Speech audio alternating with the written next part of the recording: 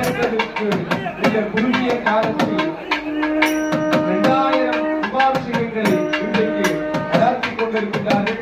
அதுபோலவே நம்முடைய குருமகாசனியார் அவர்கள் தொடர்ந்து முகூர்த்தந்தோறும் மகா கும்பாபிஷேகத்தினை நிகழ்த்தி கொண்டிருக்கின்றார்கள்.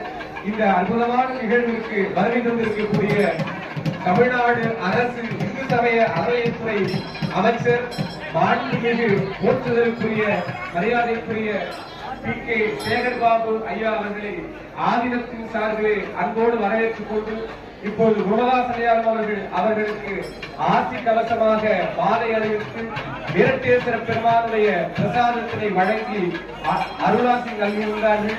நம்முடைய அமைச்சர் பிரதமர் மகாசனியார் அவர்களுக்கு கொண்டாடை போற்றி தன்னுடைய பேரன்பை வெளிப்படுத்திக் கொண்டிருக்கின்றார்கள்.